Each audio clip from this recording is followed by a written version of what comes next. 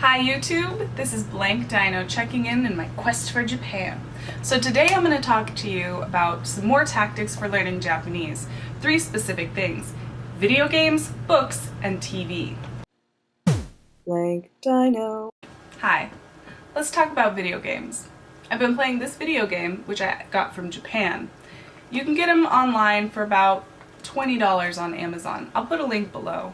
Unfortunately, the shipping from Japan costs about $30, and it took almost a month for it to get here. I'm gonna say this wrong, but it's called How Kagu Shonen. The game is made for Nintendo DS and is all in Japanese. It wasn't translated into English.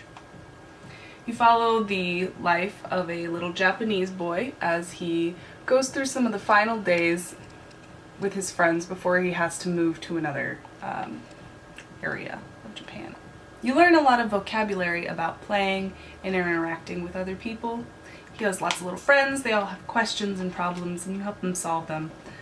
One of my favorite parts is very simple, but you get on a swing and you just use the joystick to swing. Now this is for Nintendo DS, but it will work with your 3DS if you have a 3DS. The new 3DSs won't play 3DS games that are from Japan, but they will still play original DS games from Japan. Let's get on to books. So, I picked up some very cool books from my local used bookstore.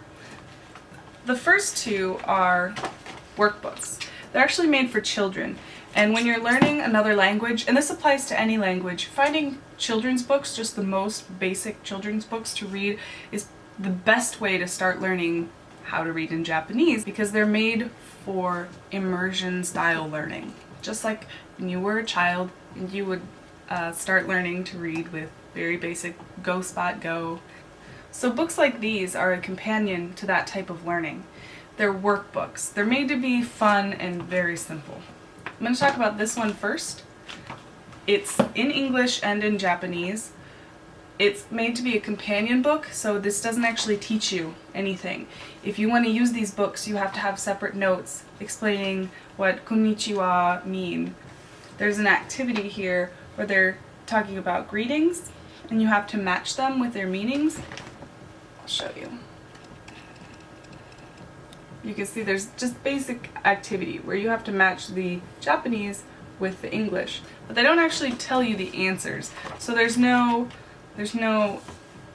answer book in the back. They do have a dictionary though, just a very basic dictionary, so I guess you probably could look up everything. The next one is a workbook that is all in Japanese. So I have not even begun to attempt to do this one. It talks about money and the weather and playing and steamed pork buns and all kinds of great stuff. But like I said, it's all in Japanese, so this one actually reads from the back to the front. It's full color, it's beautiful.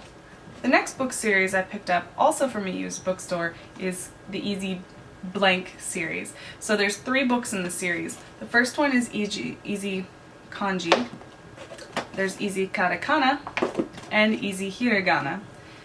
These books have more of the rote memorization tactic, so if that's the way you prefer to learn, it's a good way to go. They take you through the stroke order, which is very helpful later when you want to look up how to spell something, or later when you need to look up kanji. You'll find that stroke order is very important, which is something I learned when I was studying Chinese, that if you ever want to know anything in Chinese, you have to know the stroke order. So they have a lot of this kind of style. The boxes and the letters, and you write it. You could probably write it in the book, but I like to have graph paper handy. Let's talk about TV. Lately at work, I've been watching Japanese TV while working. I just have it on in the background in another video, in another window, maybe on my iPad on the side, and there are lots of different channels. I'll actually put some links to channels in the comments. Specifically, for some reason I can't stop watching Japanese QVC.